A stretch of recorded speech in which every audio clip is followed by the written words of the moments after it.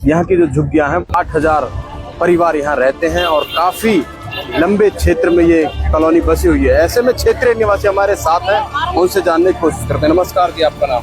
नमस्कार जी, मेरा नाम रोशनी है। रोशनी जी, यहाँ कितने समय से रह रहे हैं आप?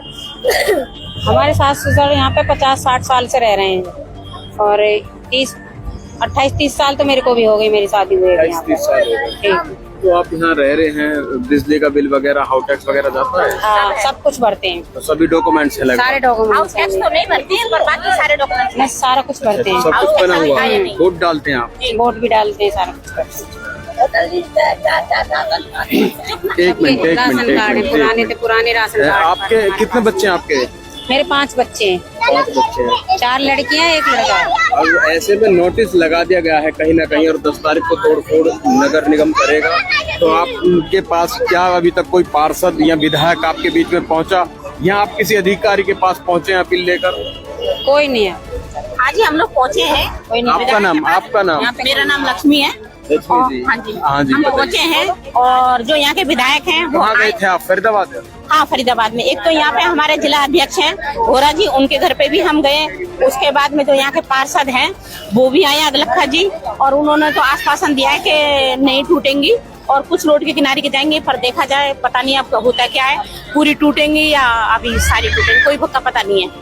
हाँ, और आज कुछ लोग आके, पुलिस वाले आगे छजली है उधर की तरफ, बता रहे हैं कि कुछ लोगों को कह के भी गए कमरे खाली करने के लिए अपनी अपनी जगह। अच्छा, मतलब चेतावनी देकर चले गए आज भी पहले से? लेके गए। अच्छा, नमस्कार जी, आपका नाम? नमस्कार, सरोज। सरोज जी, आप कितने समय से रह रहे हैं यहाँ? मेरे को 30 साल हो गए।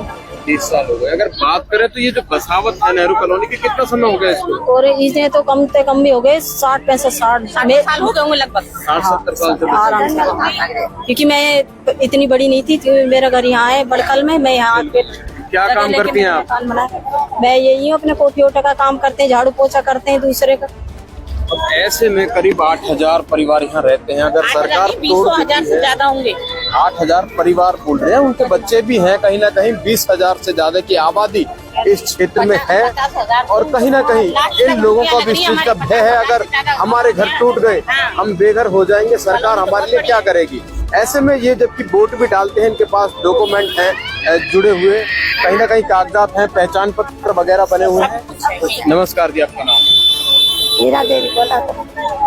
अब जैसा कि बताया जा रहा है कि नोटिस भी लगा दिया और 10 तारीख को तोड़फोड़ होने वाली है, तो ऐसे में आप सरकार से क्या मांग करना चाहते हैं? अब मरना है, जीना है, गाड़ी के नीचे जाना है, जब घरे जाना तब इतने रकम लगा के लोग बैठे हैं, घर मकान बेच के यहाँ लगा दिया, तो भैया क्या करेंगे? गाड़ी के नीचे जाना है, जब घरे नहीं रहेगा तो रहेंगे कहाँ? बिल्कुल जी, हमारी तो मांग है कि अगर हमारी झुग्गियों को तोड़ा जाता तो हमें रहने के लिए जगह दी जाए, उसके बाद में तोड़ी जाए। बिल्कुल जी, बिल्कुल। ऐसे में और भी हमारे साथ लोग हैं, उनसे भी जानने की कोशिश। नमस्कार जी, आपका नाम? बुद्धन सिंह। बुद्धन जी, कितने समय से रह रहे हैं आप यहाँ कॉलोनी में? 50-60 साल हो गए। 50-60 साल हो गए। क्या इस तरीके की पहले भी किसी सरकार के अंदर कोई तोड़फोड़ की कभी बातें हुई ना हैं? ना जी, पहले कोई नहीं आई, कभी कोई तोड़ फोड़ की बात ही नहीं हुई। अगर ऐसा होता तो यहाँ घर मकान क्यों बनाते लोग?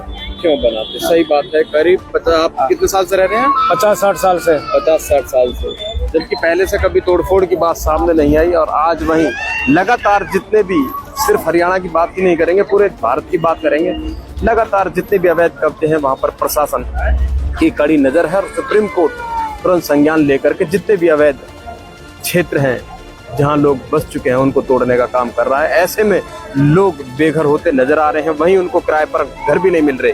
अगर किराए के लिए वो जाते हैं तो उनसे कितना किराया बताया जाता है? किराए के लिए जा रहे हैं अब जैसे लोग बाग, तो कितना किराया बताया जा रहा है? 10,000, 15,000, और किराए पे पहले नंबर तो देने कोई तैयार नहीं है कोई। देने को तैयार? हाँ। अच्छा, आज हम लोग गए थे, पर कह रहे तुम्हारे लोगों को, झुग्गी वालों को तो कमरा ही नहीं देंगे। कमरा भी नहीं मिलता है, झुग्गी वालों को कमरा भी नहीं मिलता। यहाँ कमाने वाले VIP रहते हैं, हम गरीब लोग हैं, हमें कौन देगा? कोई नहीं देता, और देते भी हैं तो 10-15 हजार। यहाँ सेक्टर से निकल के कहीं कॉलोनी में जाके रूम पता करने की कोशिश की? नहीं मिल रहा है, क्योंकि जनता ही इतनी है, कहाँ जाएगी?